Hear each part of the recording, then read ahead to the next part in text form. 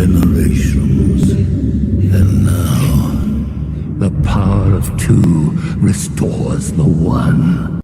We got a bidet.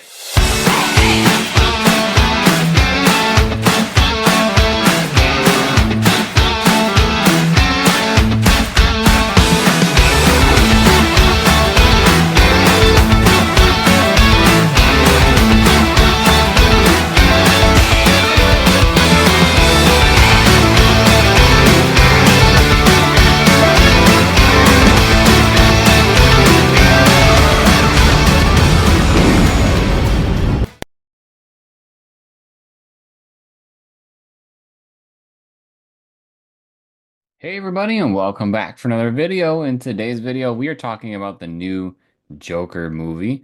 I'm going to try to pronounce it the best I can, but I believe it's Folie à Deux. Um, I I think that was a pretty good attempt, if not. But Sounds um, spot on to me. so I would say that my hype for this movie was pretty big. I was excited to see where they were going with it. I thought Lady Gaga was a perfect um, addition to the first Joker movie. So kind of like I feel like she was perfect for even like the feel, like the take on the first one.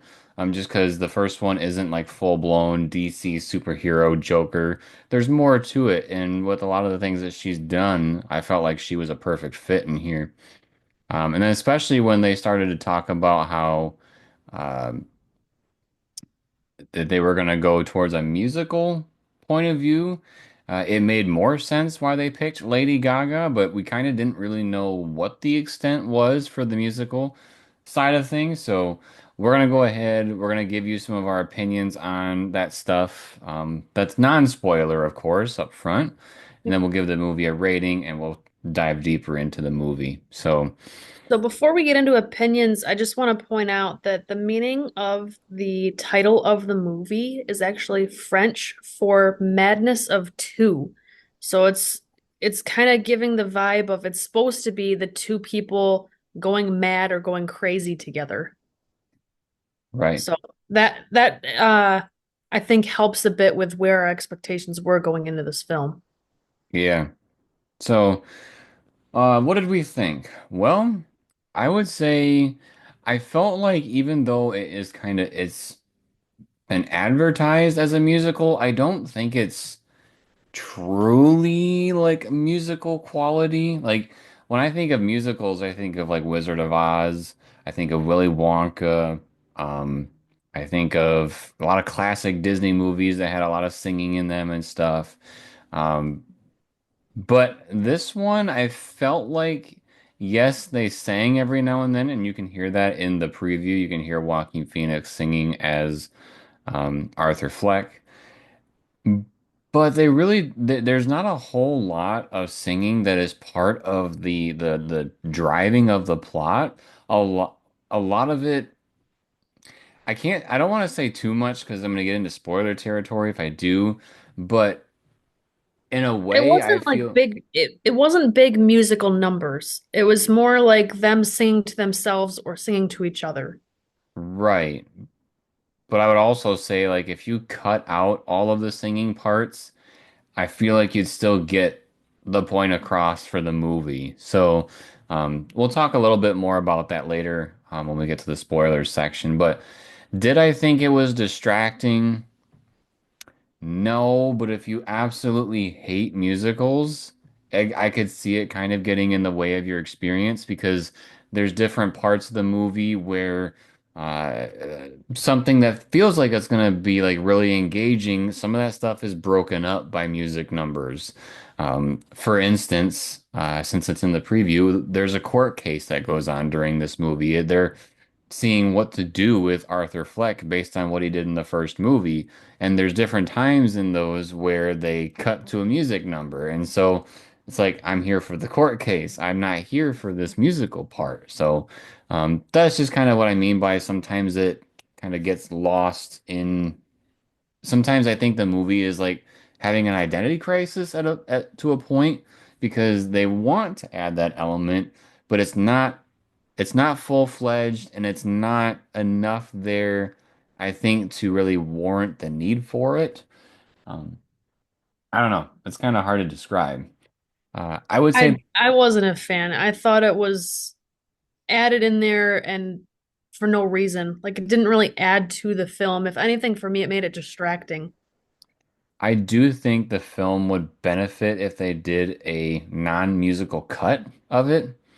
There's some things in here where I think it would be okay to have in there, but the majority of those scenes I think could be cut and we wouldn't be missing out on anything. Um, the acting I thought was great. The stuff that you're expecting from the first movie to carry over into this one. Joaquin Phoenix is still an amazing version of his own Arthur Fleck and Joker. I thought Lady Gaga was fantastic with Harley Quinn. There are some other characters in here as well from the Batman series. I don't believe they are mentioned in the trailer, so I'm going to save that. But let it be known that there are some others in here, even though I feel like they don't have as significant of a role in the movie that we've seen in the past. More on that later. Is there some of the things that you wanted to mention? The biggest disappointment of this movie for me, aside from it feeling really slow, and it's over 2 hours long, it's 2 hours and 18 minutes, and a lot of it felt very slow. I feel like um, we didn't, because they took so much time with the singing, but then also there's a lot of just characters hanging out or like day-to-day type life that I feel like we didn't really get a whole lot accomplished throughout the film.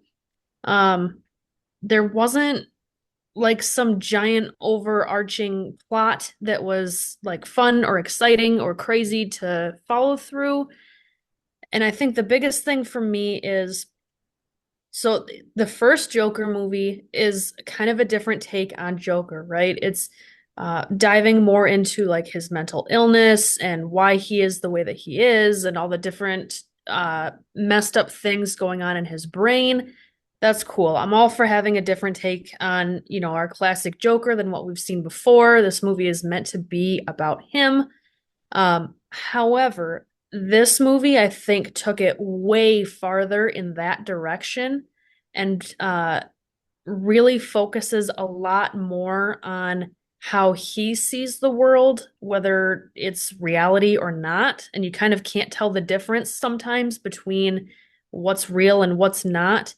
Um, Well, I think you can, and that's what I'm going to talk about later. but there's some parts, yes, but like, okay, one of our first scenes, and this it's not something you see in the trailer, but I don't think it's a spoiler, so I'm just gonna say it anyway. One of the first things we see is him being escorted through the rain, and there's four guards around him. And depending on what shot, they're all using umbrellas that are either pure black or they're multicolored, like bright and colorful. And so I think that's kind of trying to show maybe that his thinking is warped or something. I didn't fully understand what they were trying to show with that because the umbrellas wound up being black in the end, but my point is that there's some things that you don't know if they're real or not, or if it's just him thinking that they're a certain way or him seeing things a certain way.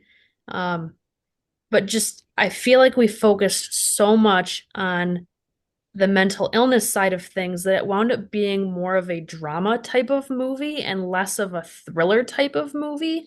Whereas the first one, it had a pretty well balanced mix of both. You're still on the thrill of Joker being Joker. Whereas this one, I feel like we really lost that element of him and the madness of him doing all these crazy things, for lack of better words.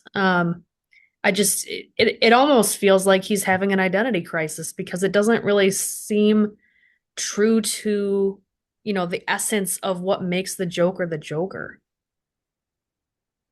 So, what I would say to that is, I feel like the idea of it sounds great. I think the first movie did a great job with establishing him as a different form of the Joker, and we had a lot of interesting elements from it that gave him reason to kind of be this Joker character, even if it is, very different from what we're used to. And I think it would be interesting to dive down that further with this movie. But I think the problem that I had was there was only, unless I'm forgetting from the first movie, I think there was like one thing that they added in this movie that kind of expanded on his character from the first movie. So because it was more, we're seeing a lot of the same and not really something that adds to his character. I think that was part of the problem. Of course, we got Harley Quinn thrown into the mix, and she brought out, confidence from Arthur Fleck, but at the same time, the confidence level that we were left off at the end of the first Joker, we never really got beyond that per se. We didn't see Arthur doing anything creative or uh, kind of like some sort of mesh between this version of the Joker and the Joker that we know. Like there wasn't any Hmm. Joker antics, so to speak. It was all the same things that we saw from the first one, but nothing that grew from the first one. Um, so I could see that as being an issue. When I you were also talking feel like when you're talking go about how it was 2 hours and 18 minutes, I didn't feel like it dragged on very much. Again, if you hate musicals, I could definitely see how it would drag out because every time you hear music, you're going to be like, oh God, here comes another one. But I feel like most of the musical segments were maybe like 30 to 45 seconds a piece. So they moved. Like they didn't linger. I don't know. I felt like a lot of them were unnecessary, and I Oh, I do like definitely agree that they were unnecessary. I'm just saying that it wasn't super long. I do like musicals from time to time, but I feel like there's a time and a place, and I don't like the way that they formatted this one. It seemed very awkward, almost like sometimes they were singing to themselves and others could hear, and sometimes others couldn't hear, and I don't know, just the formatting was odd. But one thing that I think would have made this movie a lot better that it did not do is I feel like they didn't really focus on Harley Quinn a whole lot. I think we could have done more with like her background or really any scenes of her by herself. I think we get maybe one, and it's really short. And I think that would have been a better use of the time than all the constant singing. Yeah, we learn a little bit about her, but it plays into the relationship between Joker and Harley Quinn. We can talk about that later as well, just because of spoilers. But um, yeah, I think it would have been cool to explore her character a little more. But I mean, we did get some, just not a lot. I feel like there was one other thing that I wanted to say about non-spoilers, but I don't know. Like I said, I think the movie was good, but at the same time, oh, I know what I was gonna say. This movie broke one of the fundamental rules of movies and that I really don't like, and it's behind Sarah. So there are things in the trailer that are not in the movie, because we were waiting the entire time to see the scene where they walk down the stairs from the courthouse, and Harley Quinn does the Joker move, one of them. You can see the leg kick here behind Sarah, and that never happened. So. That's kind of weird. I really don't like it when movies do that. So it's kind of unfortunate. And then lastly, before we get into ratings, I am not giving a spoiler here, but one of the things that really upset me was when we got to the end of the film, it felt like we shouldn't have even watched this movie. Like I by the end of the movie, I only want to accept the first movie as part of the series and not the second one. So stay tuned for spoilers when we explain that. But let's go ahead and roll into ratings. What would you give this movie, Sarah? I was pretty disappointed things played out. I knew it was a musical going in, but I didn't like the way it was handled. I don't think we did a good job of showing who Harley Quinn was, or Lee Quinzel, I guess, is her name in this format of Joker. I was hoping for a lot more of antics, as you said, of them like doing crazy things together, or like, shoot 'em up, or like really anything. And I feel like they didn't do a whole lot that was thrilling. And so missing that thrill factor, it really took it down for me. And then the ending, as you said, which I don't want to get too descriptive with because of spoilers, but the ending was pretty disappointing also, which I it just it feels like there's not enough pulling this movie to even be an average film. So I'm giving it a 3. This movie was pretty rough and I couldn't wait for it to be over.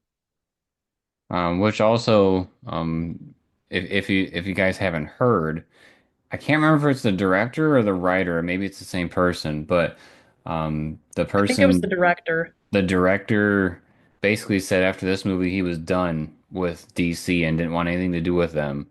And after seeing the movie, I could probably see why, how that all transpired. But I think I liked the movie a little bit more than Sarah did. Um, Before we saw the ending, like the ending, I was probably around a 6.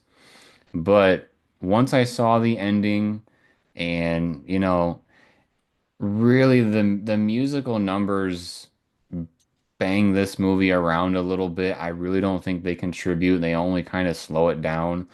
I'm sitting at a 4 out of 10 for this one. Um, Part of me wanted to give it a 5, but I think we're gonna sit at a 4. I think it's slightly below average just because I think editing matters and I think flow of the movie matters. And with this idea of, let's bring in Lady Gaga to play Harley Quinn, which would be perfect. And also, if you don't know, Joaquin Phoenix has had singing roles in the past too. The guy knows how to sing. He was Johnny Cash in Walk the Line. So they had kind of like the perfect duo to make an effective musical film if that's the route they were wanting to go. But I feel like what happened is that they wanted to do a musical and they were shy about it. Like they had the perfect pieces. They could have went in guns a-blazing with the musical and done a really good job. But what happened was is they're like, well, we did great with the first one. We want this musical. We have these people, but we're just we're just not gonna go all the way. We're gonna just try it and see how people feel. And I feel like that's what really messed it up. Um, Aside You know from what I, some of the things that happened later. you know what I think would have helped even with a musical piece is say we had a couple scenes, this is my imagination here. Say we had a couple scenes of maybe them singing while they're killing people or attacking people or whatever typical things you would expect of this duo. That I think would have been a lot more fitting than what we got because so much of it was just them singing sappily to themselves, whether it be about, I'll leave it at that, but just I Well, think that even would have helped the musical aspect of it. well, we can roll into the spoiler section now. So, um, one of the things that I want to mention is, and this is a good time to click away, if you're trying to click away from spoilers. Um, I have not seen all of the Joker material. I have not seen all his episodes from the animated shows. I have not seen all of the live action appearances.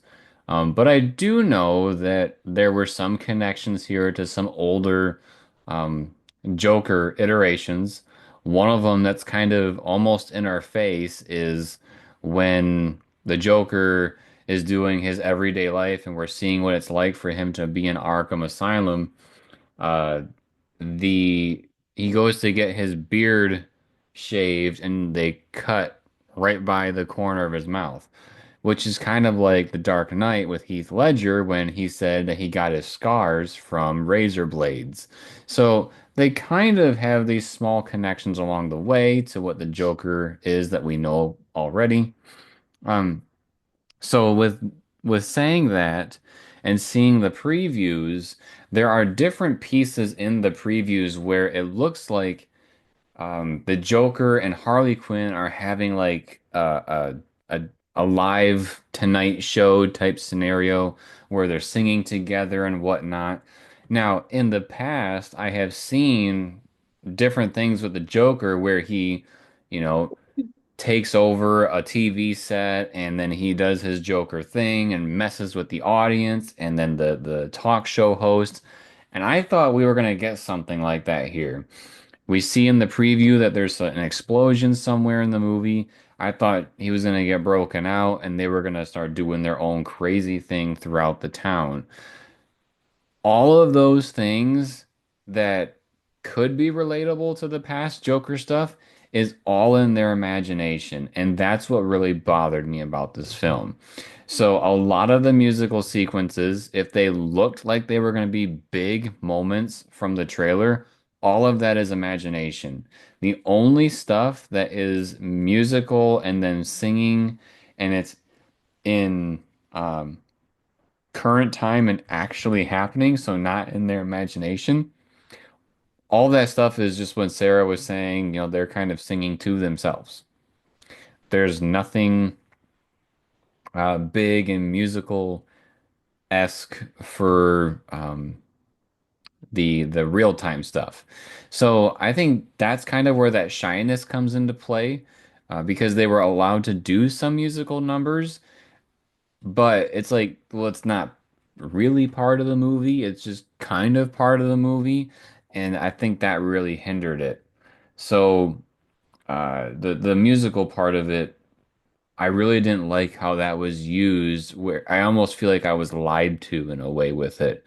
And a lot of the other things, like the courtroom outburst that Joker does in the trailer, where he's like pointing at the crowd and saying, "I'm the way I am because of all of you," echoing what happened from the first movie, that never really happens. It's in his imagination. And so that really sucked for me, is that, this confident Joker that seemed really cynical and evil towards the end of the first one. It's like he lost all his superpowers and he had to rebuild himself back up. And unfortunately, he never gets there in this movie, and that really sucked. So, I think that's what hurts the movie a lot. Um, okay, so maybe we can talk about the actual uh, chronological of what's happening in the movie now that I got that off my chest. Is that so? We pick up where the first movie kind of left off. It was interesting. This movie opened up with a little animated short where it was kind of like the Joker's shadow, or I should say Arthur's shadow, is the Joker, and it's kind of taking over his life and doing all these random things. So I thought that was kind of interesting. It was a very interpretive animated segment.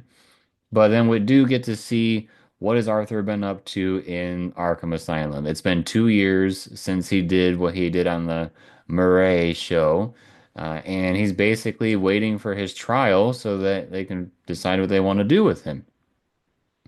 And as he's transitioning one day between like cells and playing outside and all that stuff, he happens to see Harley Quinn in the little musical, like there's a little club where they go and sing together for something to do at Arkham Asylum.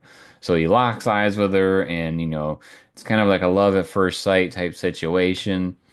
And the guards, it kind of seems like they're playing a joke on him, like we got you into the singing club, ha ha, kind of a thing.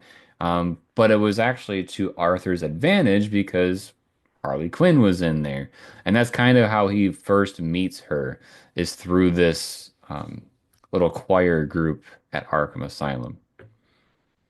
Let's see. So they get acquainted. One of the things. So Sarah had mentioned that we really don't dive into Harley's character quite a bit. Um, we get a little bit because, well, she tells Arthur who she is. But the problem is that she tells him what she wants him to believe that she is. And eventually Arthur does learn that she is lying to him and that she is a much different person than he's led to believe. So that kind of gives us some information about Harley Quinn because he does find out she's lying, and we do learn a little bit about, I think, isn't she like the daughter of like a rich person? Yeah, like her dad's a doctor and she's got a lot of money. Right, because what she told Arthur is that she killed her parents in an apartment fire, basically. And so, he was like, oh, there's someone, just as messed up as me in here. And so we can be friends. Because he killed, what was it, four, five, six people. Um, so eventually, uh, you know, they don't want to be locked up in there forever, and so there's like a movie night at Arkham Asylum, and they're all watching it, and Harley says, "You want to get out of here?" And he's like, "Well, they'll shoot me, so no." And so what she does is she goes to the back of her room and lights the piano on fire, which causes a stir, right? Everybody wants to get out of there and they try to escape. And even during like this little escape, that's where you'd get kind of a musical number that plays. That doesn't last super long, but this is one of those moments where it's in real time and we get a musical number. Um, let's see, they get caught. They try to jump the fence, but they don't make it, which sends Arthur to. I know there's a specific name for it, but he's The basically in whole, isolation. What? the whole, Oh, yeah, yeah. So he's put down there because he was in trouble. And then this is kind of where I didn't quite, when I heard the explanation for Harley, I was like, that's really weird. But then we learn later why this happened. So it's like, so he gets put in the slammer, and they say for Harley, they're going to basically send her home because she's a bad influence on Arthur. And I'm like, send her home? What do you mean? Why would you just send a criminal in Arkham Asylum home because they're a bad influence on somebody else? But what we learn later about that is that she actually admitted herself into Arkham Asylum because she wanted to get closer to Arthur. Um, so the fact that she hasn't really done anything, they're like, get out of here. You're a bad influence on this guy. I feel like a lot of the next half of the movie, even I'd say, is a mix between him trying to prepare for his trial, his lawyer trying to train him to be a certain way to help him win his trial, and then Harley being a different kind of influence, trying to really make him lean more into his Joker side, whereas the lawyer wants him to lean more into his Arthur side. And it's just a Which mix, huh? I was gonna say which is a good time to point out. A lot of this movie, so like the first movie, we learn about his laugh. He's got something going on with that. We learn that, his mom has this influence on him that isn't serving him the best. And in this movie, kind of what we learned, what the road they're taking is that he did those things because of child trauma and he has a split personality. So it wasn't Arthur that did it, it was the Joker. So, in my opinion, that's kind of like a plea of insanity for his case. Somebody else did it. The devil made me do it, kind of a scenario. Um, but keep I think going. they were trying to go that way at first, but because of his psych eval, he didn't test in a way that they could say that. They Right. said that he was of sound mind for whatever reason. And that's part of the court arguments too, to try to disprove that. And there's a lot of, I don't know, there's a lot of legality talk, a lot of witness calling, and the two defense or the two sides, interviewing all the witnesses and stuff like that. Which we do get another Batman character here. Which one is that, Sarah? Harvey Dent, he is the lead prosecutor against Arthur Fleck.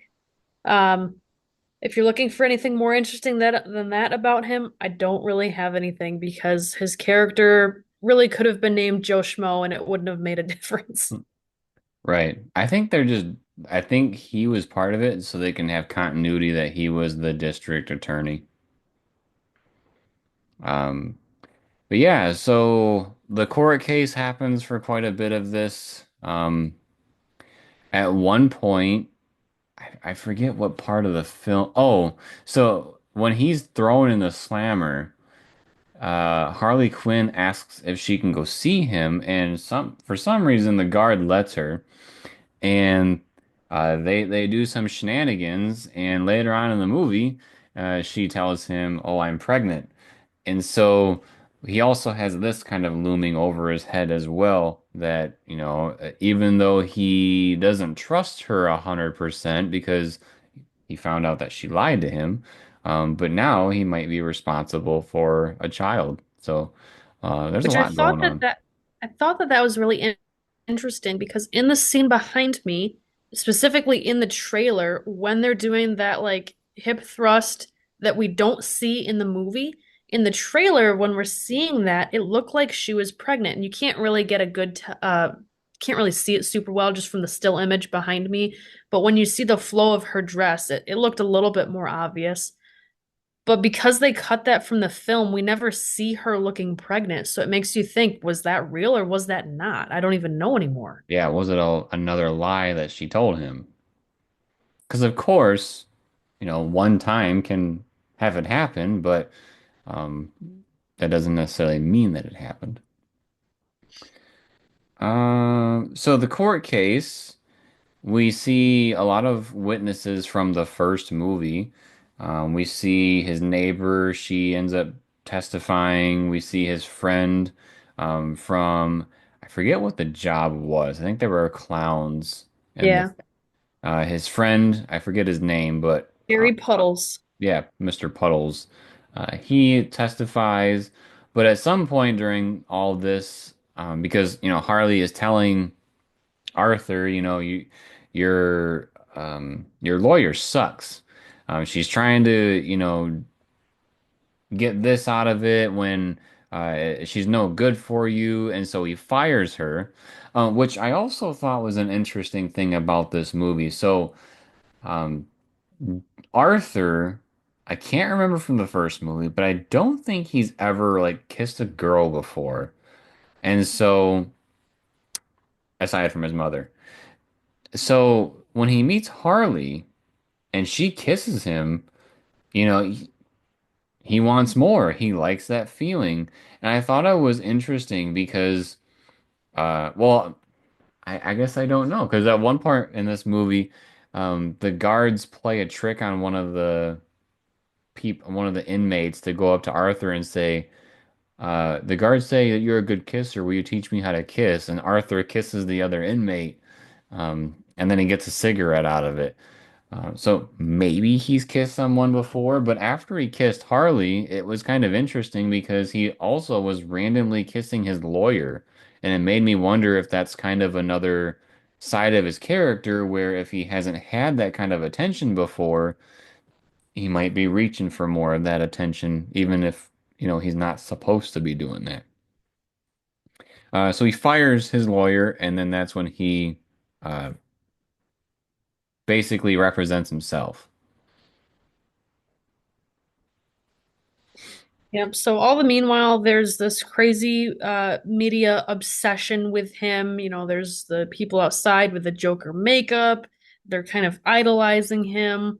This is the first prosecution that's happened on live TV in this city, and so there's the death penalty at stake. If he's found guilty, he could be charged with the death penalty. So there's all the publicity, and I think that's really playing a hand too into why Harley wants him to lean into that because he's got so many fans and wanting to, I guess, I don't know, maybe she's just into the fame or what, but so that just stirs the pot even more. Um, so I think at this point, that's when he starts wearing the Joker makeup in the courtroom, and he has kind of this is kind of the identity crisis that I was talking about before because he tries to say that they're his closing, I'm just going to skip right to the closing argument here. His one of his closing arguments was this wasn't the Joker.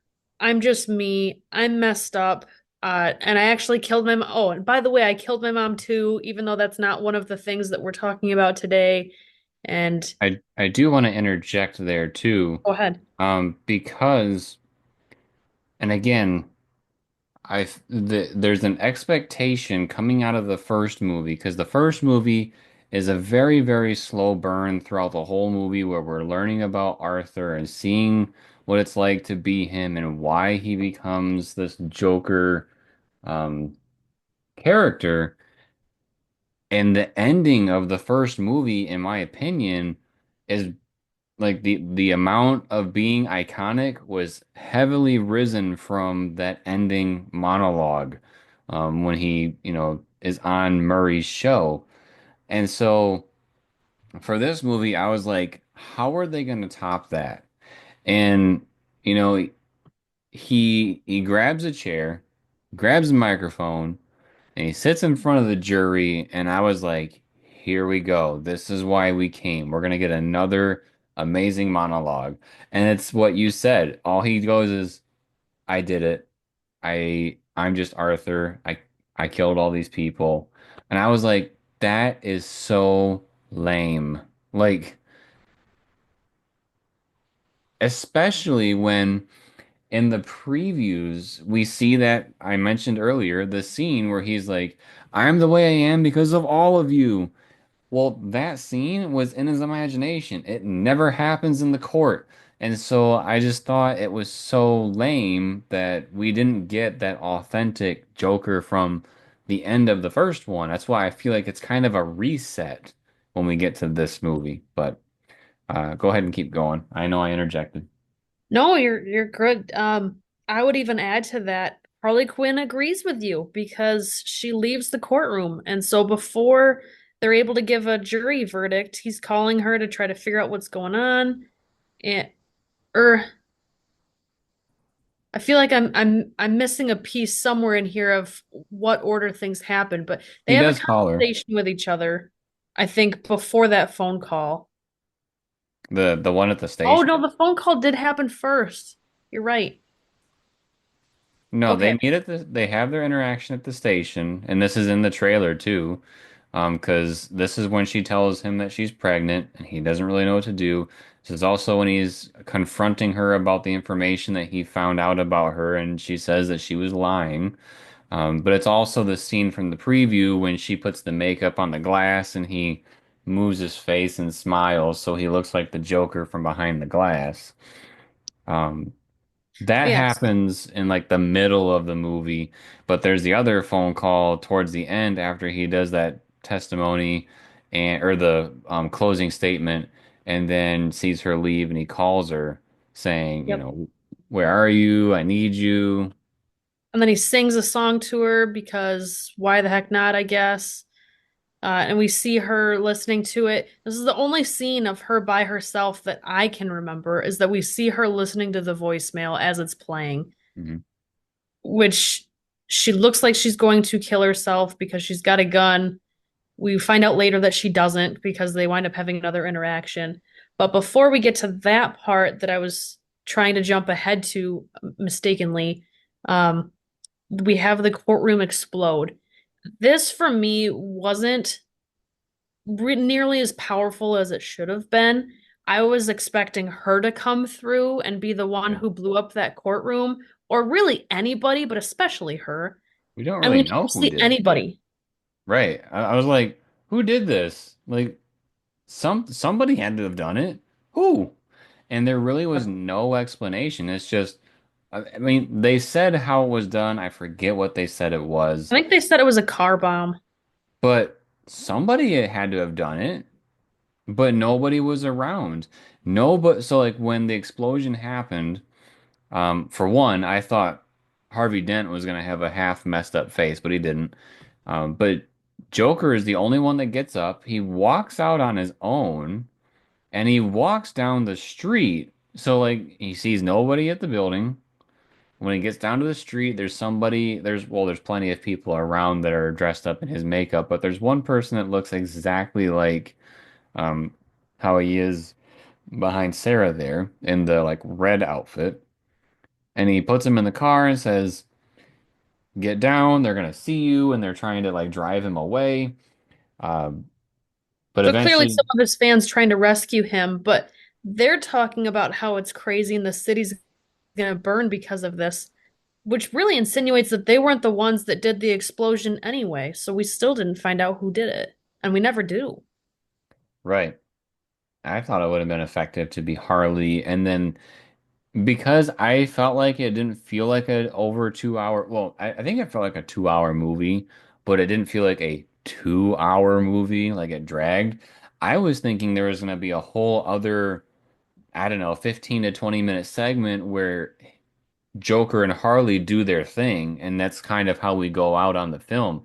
Like maybe that's when they take over a television set and, do what they did with the Murray section before, but amp it up. How do they top that? And this could have been that platform. But like you said, he calls her, sings her a little song. Um,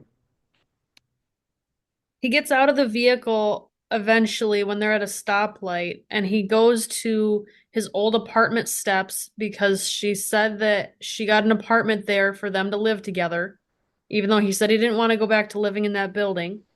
And he sees her on those apartment steps, and so then that's when they have that conversation of basically she's breaking up with him because he's not the Joker anymore.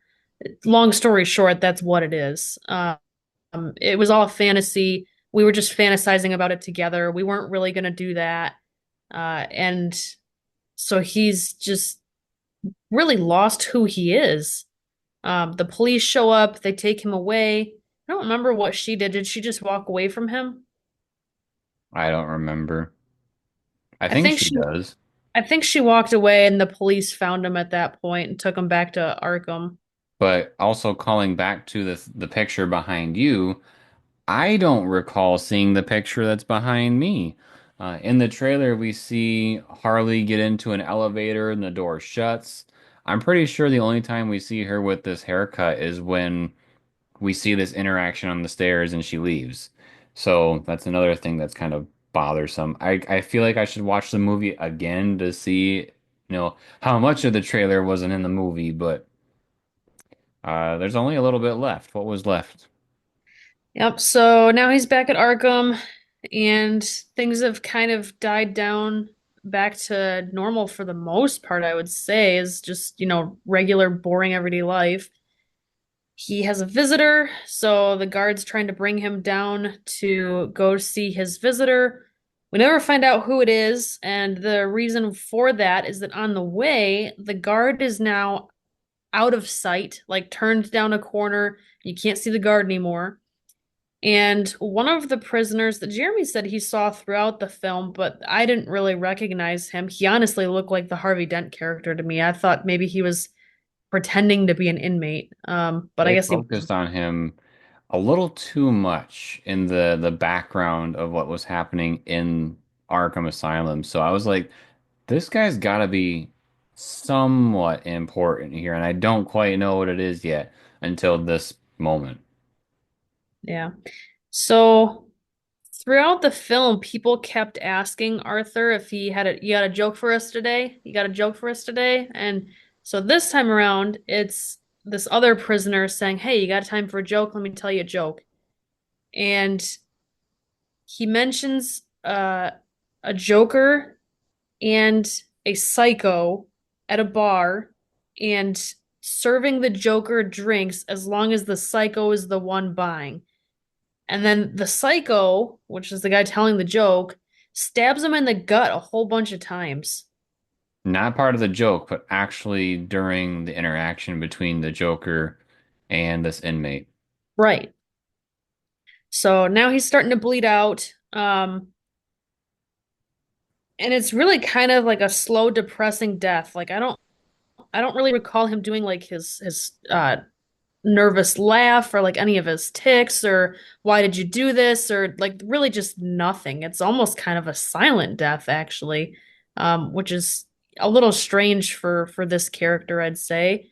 And I would say it's pretty strong to say, or maybe those aren't the right words, but um, I'm pretty confident to say that the Joker actually is dead because they showed him with his eyes like stuck open as he falls to the floor, and his eyes are frozen open. It's Yeah. not he's closed his eyes and maybe he's sleeping.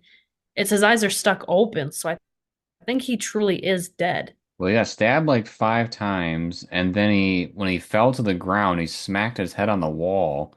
And so, yeah, I truly believe that he's out. Now, here's the other thing that's kind of interesting about it because the camera focuses on the Joker, but you can see the psychopath dude in the background. Now, it's kind of debatable what he's doing, especially since earlier in the movie with Harley Quinn, we see that she like dips her fingers in some red stuff. I don't know, I don't remember what it was, but then she, gives herself the Harley Quinn red lips. I don't know if the psychopath was taking Arthur's blood and giving himself the Joker smile, or was he cutting himself so that he had the scars?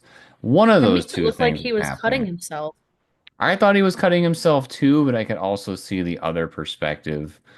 Um, we were kind of wondering who was the visitor, but at the same time, we also were wondering, was there a visitor? What, because some other stuff that was happening throughout the film and the trial was that uh, Arthur was saying things during the trial that was upsetting to people. Like he was saying things about the guards that upset the guards, and it led to a point in the movie where the guards like took him to the bathroom and beat him up, and at one point strangled and killed one of his best friends.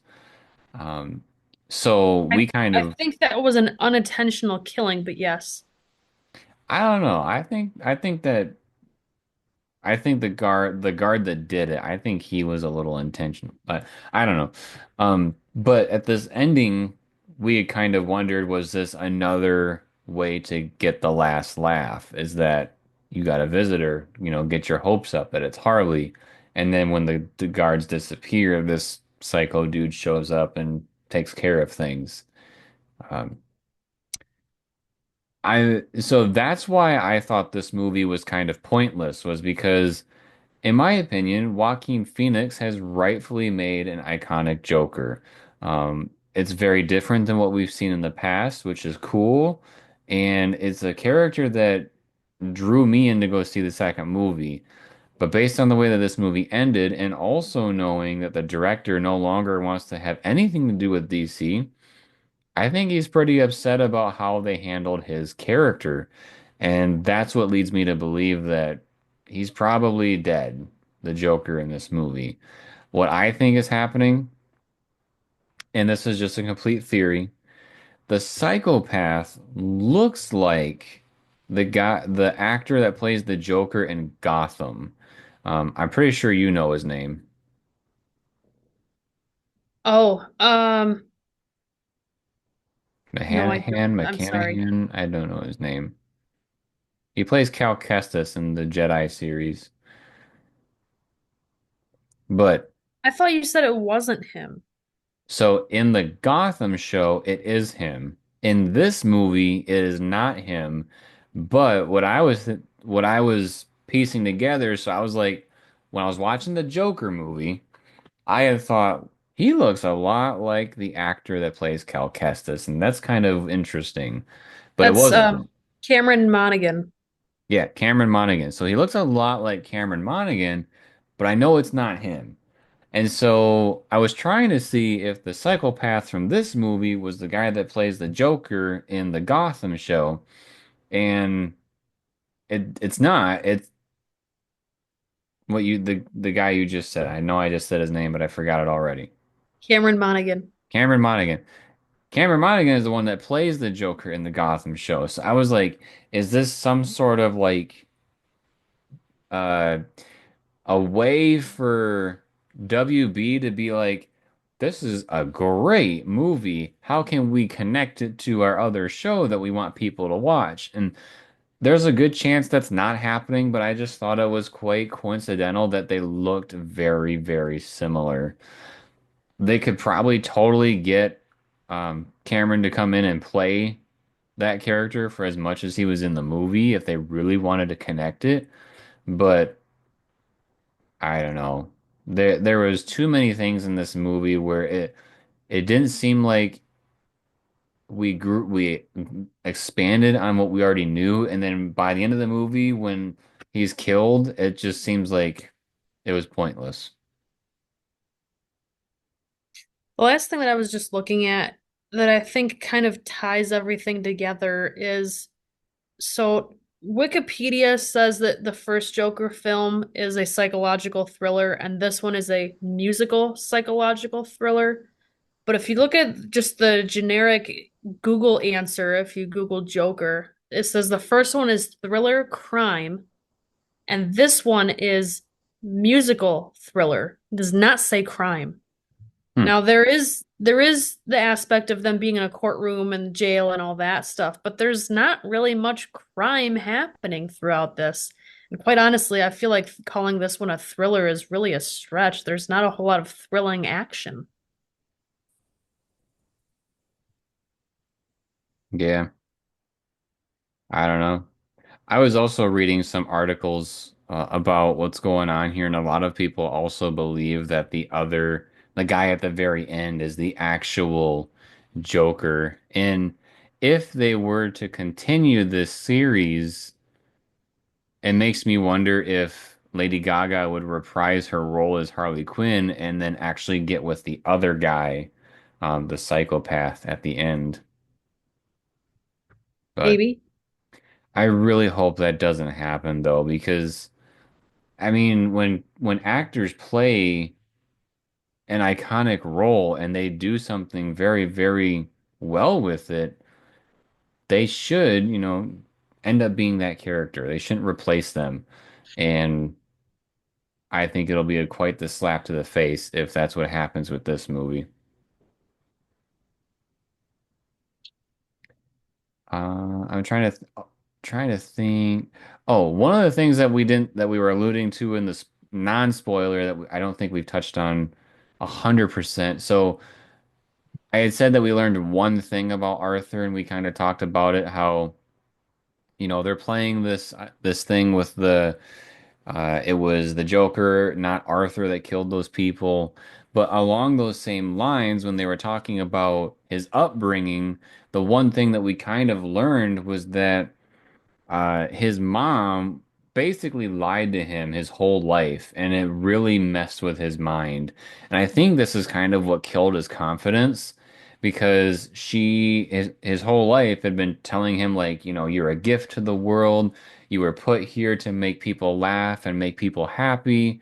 And it came up in the courtroom case that the mom had actually told somebody that was just a facade. It was a complete lie. She just wanted her son to have a good life and feel like he had a purpose to be there, even though what he did really he wasn't good at it. So I think that kind of plays into it a little bit as well. That's the one new thing that we got.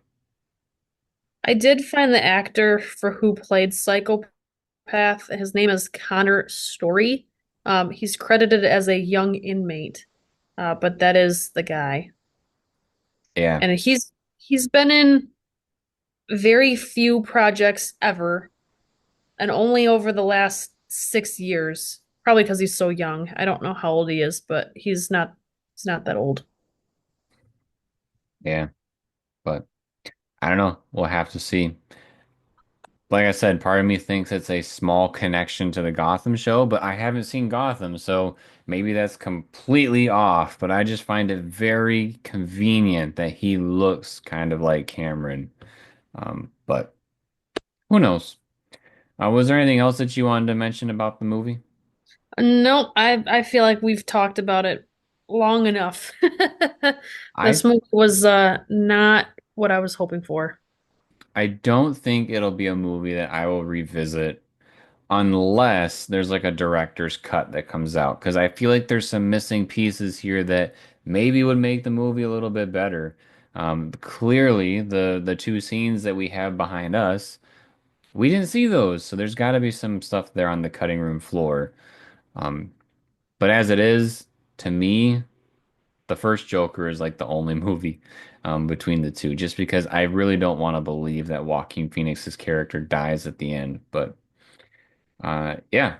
If you enjoy this type of video, make sure to subscribe to the channel and turn on notifications. Drops a like if you like the video and drops a comment letting us know your thoughts on the second Joker film. Sarah, you gave it a 3, correct? Yep.